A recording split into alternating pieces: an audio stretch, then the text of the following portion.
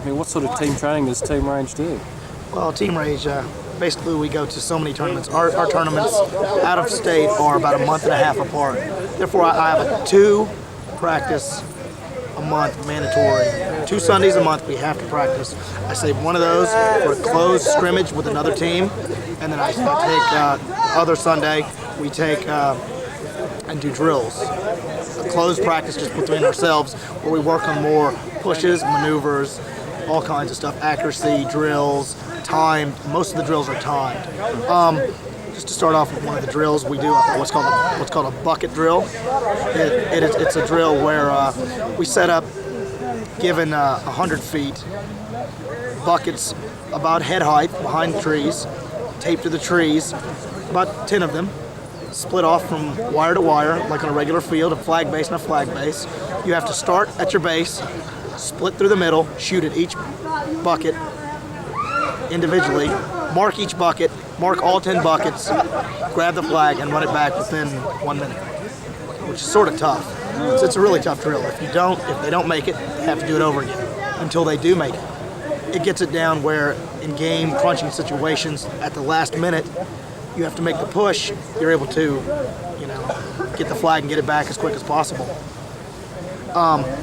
Other drills we do a lot of target shooting. Really, we try to emphasize accuracy more than volume, basically. What sort of range would you expect to shoot accurately over now with a tournament gun? Well, we shoot RP Shear Marbleizer, which is a very, very accurate paint and a very heavy paint. You can shoot long distances. You can shoot longer with Marbleizer than we feel than any other paint there is.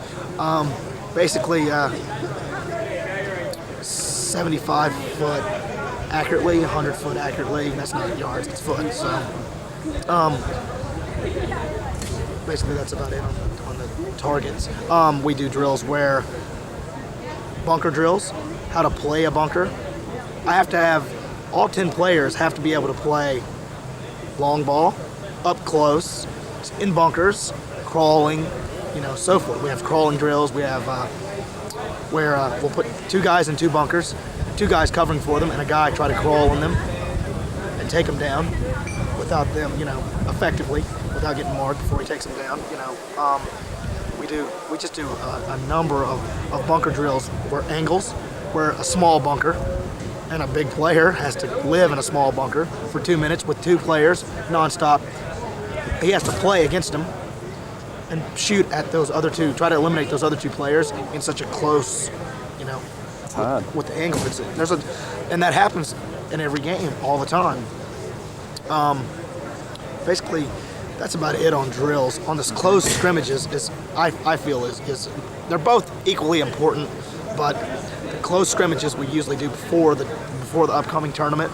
We'll play a team 10 on 10, referees if possible, 25-minute game, just like it was. There we can do different tactics, different stunts. We don't care if we lose. We have to see what's going to work for us and what's not going to work for us, and try to get it out there before we fly 10,000 miles somewhere else and something, try it and it doesn't work. But reading the fields before tournaments, we set up different fields with different bunkers, and then go out and walk the field before we practice it on that scrimmage day, because it's very important to read the fields and know your plays. Every field's different. You got to do something on every field different, basically. What'll work, what happens if this happens, basically stuff like that. I suppose we'll just close off on your impressions of coming out here and playing in this tournament. Oh, I thought every team was a high caliber here. They're very good. They're very good. They need to initiate more. The top teams here need to initiate more, like I said, on practice and drills, and that would make them a really, really superb teams here. And once that's initiated in this country, paintball is just going to grow here. It's going to be really big here, and it's really big already. But other than that, this tournament, the Australian paintballers, the whole karma of this, everybody's gung-ho. We showed up. We usually show up an hour before to play in a national tournament, and we're usually the first ones there. Everybody shows up late. We got here and it was still dark, and every team was here, loaded, waiting to play. I mean, it's It's really this is a really great country to play paintball in. It's great to play here. I hope you can come back. Oh, we plan to. someone We else. plan to. I Bring want to some come more back. teams. I want to come back to all the tournaments here. I mean, this is just it's amazing here.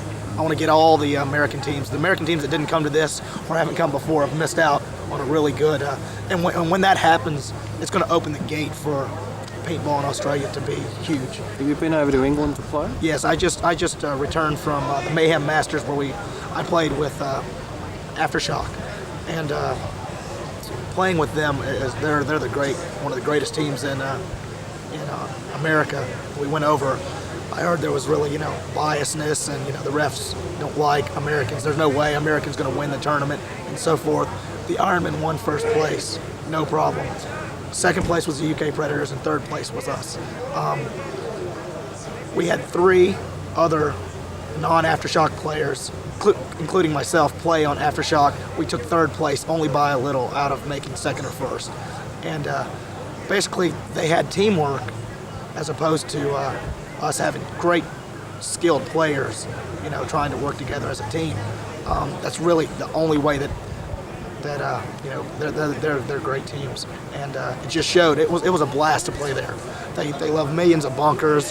They're really into it as much as you guys are, a little bit more. Actually, I think they're the leader in hypeness in paintball. I mean, they're just all their teams over there are super high quality. Amateur and pro, they're super high quality. They play with such intensity. I mean, they play the game a little bit different. They play it more on points. Most of the teams, they play it more on points. Whereas if they stalemate with you, they consider that a win if they get more, body count or more points in the game. Whereas to American teams play for the max and for the win, as more hype sport. But a lot of the teams are in England, I guess, are going now and are starting to go at the end and pushing and going for the points, because sitting really doesn't get anybody anywhere in paintball. But I enjoyed playing in England. It was a great place. France and Germany, it's growing unbelievably. There were teams there that were just awesome. They played awesome there. They had talent, unbelievably. I mean, paintball is just growing all over the world right now, unbelievably. I rather hope it can actually make it onto television in a big way, but it's difficult because it's not an easy sport to cover for television. But it's not. I haven't seen the ESPN. I haven't seen that. Yeah, we played in the ESPN event in Orlando. We were leading the tournament till the sudden death game against the All-Americans, where we actually maxed it. We beat them. There was none of them left alive. We went to pull the flag, but the time ran out. We played the game sort of on points. It's the first time I've ever played on points, because once you're up on, it's a sudden death game. Whoever wins, whether it's by points or by maxing, goes on. And unfortunately, we didn't get the pull, and that was our fault. I can say that never play for points, even if it is a sudden death game, because we came off the field. We had easily won on points, and we got a 50-point penalty for a hot gun, and we were knocked completely out of it, and we were contingent to win that tournament. And the videoing, it was used on a Florida field with low cover, lots of bunkers, lots of foliage, low foliage, and I think it was done great. From ESPN's point of view, I think they got great ratings from it, from what I've heard, and they're going to do another one next year. So, yeah, it'd be nice to actually cover the World Cup or something, but it would be difficult to do. It's a very difficult. More or less, Randy Baxter in Knoxville, Tennessee, has a good idea of how paintball should be covered. He holds the Knoxville Indoor Championship. It's the World Championship in America of. There's lots of world championships all over, but it's the World Championship of indoor in America, and it's televised, and it's unbelievable. They use it's inside of an arena, and it's speedball, more or less almost something like this, but it's just really great.